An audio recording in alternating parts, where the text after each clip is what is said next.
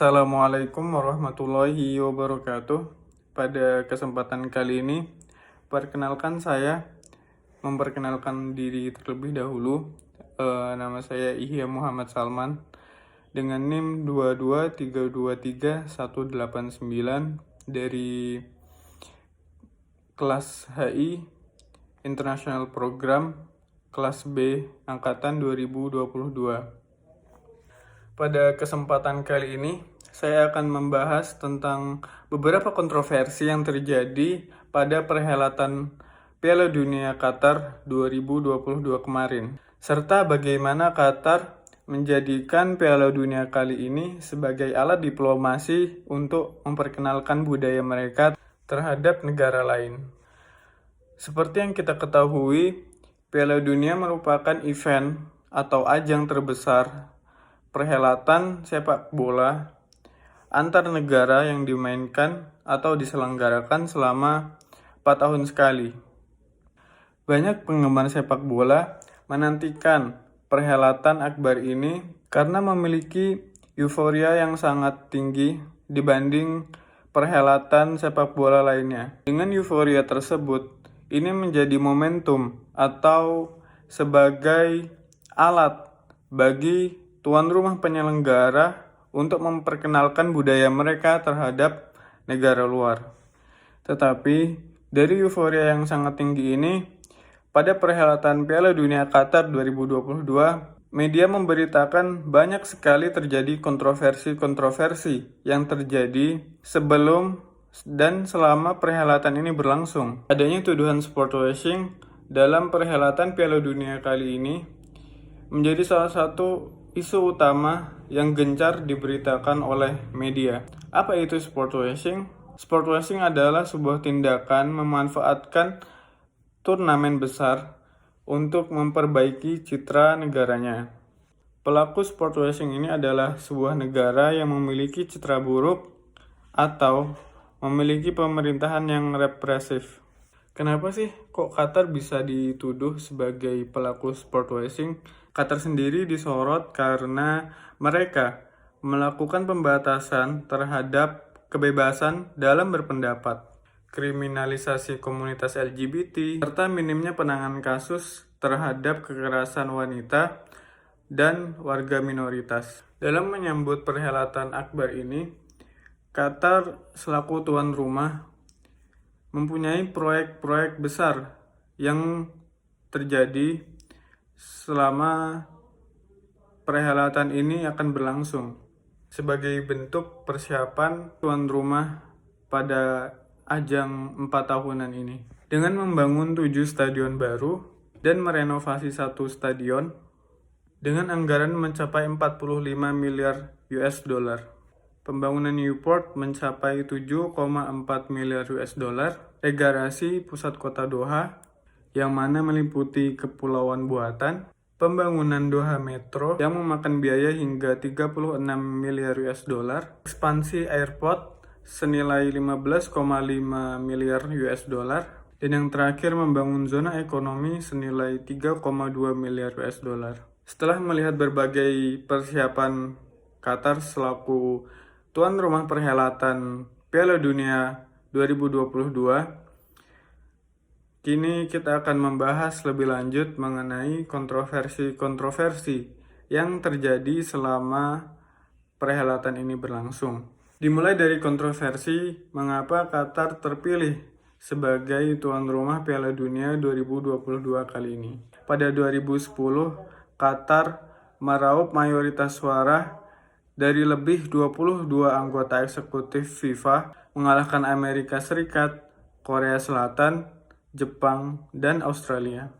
Qatar kemudian dituding menyuap para pejabat FIFA senilai 3,7 juta US dollar atau sekitar 53 miliar untuk memuluskan langkahnya menjadi tuan rumah perhelatan Piala Dunia tahun 2022.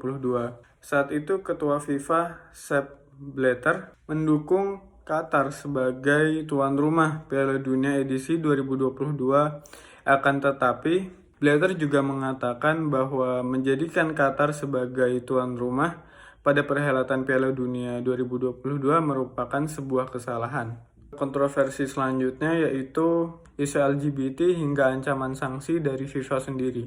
Piala Dunia Qatar merupakan sebuah perhelatan Piala Dunia yang memakan biaya paling besar dibandingkan turnamen Piala Dunia sebelum-sebelumnya dengan menghabiskan biaya sekitar 300 miliar US dollar. Dan juga larangan dan pembatasan atribut-atribut LGBT selama Piala Dunia ini berlangsung.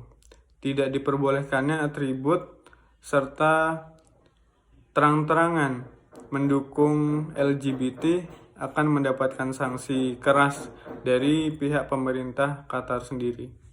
Yang berikutnya adalah larangan penjualan bir di dalam stadion. 2 hari menjelang pembukaan Piala Dunia 2022, FIFA mengumumkan larangan penjualan bir di seluruh stadion tempat pertandingan berlangsung. Sebelumnya Budweiser atau merupakan sponsor utama dari ajang Piala Dunia ini merupakan produsen minuman beralkohol. Dengan ketatnya peraturan di Qatar, FIFA kemudian menegosiasi permasalahan sponsor tersebut. Budweiser tetap diizinkan untuk menjual minuman beralkohol, akan tetapi di tempat umum, tempat hiburan yang telah khusus disediakan oleh pemerintah Qatar sendiri. Selanjutnya ada isu penonton bayaran. Kenapa sih kok ada isu penonton bayaran? Karena pada saat pembukaan pertandingan Piala Dunia 2022 Qatar, terjadi sedikitnya penonton yang hadir atau menyaksikan secara langsung di saat pembukaan pertandingan Piala Dunia ini berlangsung. Serta ada tudingan negara Qatar sendiri itu menyuruh orang atau membagikan tiket gratis secara massal terhadap masyarakat untuk hadir dalam meramaikan Piala Dunia tahun 2022. Yang selanjutnya ada dugaan pemalsuan jumlah penonton.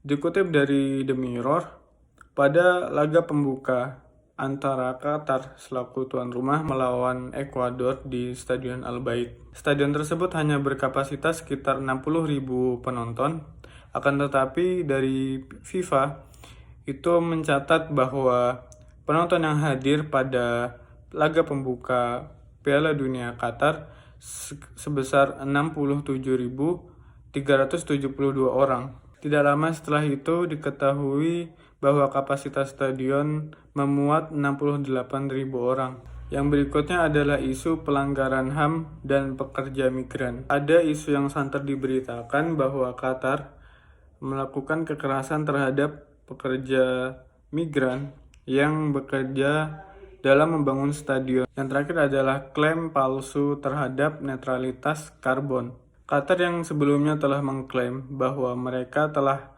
menetralkan karbon selama Piala Dunia berlangsung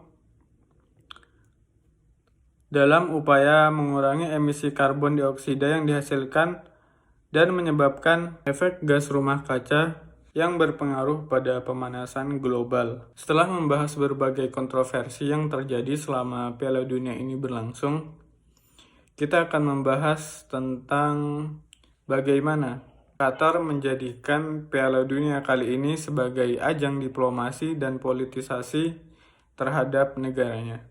Ada berbagai ancaman dan kritikan terhadap negara-negara barat, terkhususnya negara Eropa, terhadap Qatar.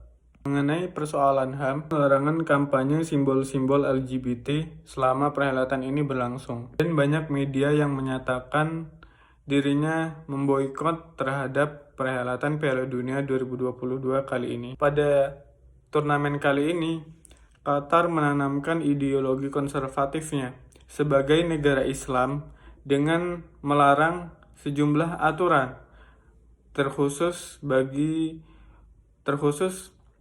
larangan terhadap LGBT serta minuman beralkohol yang dianggap dapat membahayakan atau menimbulkan keresahan selama turnamen kali ini berlangsung, serta menjadikan perhelatan kali ini sebagai sosialisasi budaya atau diplomasi budaya oleh pemerintah Qatar untuk menunjukkan eksistensinya sebagai negara Muslim, negara Islam, dan menjalankan peraturannya sesuai syariat Islam yang berlaku, menunjukkan kehebatan infrastruktur yang mereka buat dan berbagai kemegahan-kemegahan selama event atau turnamen ini berlangsung.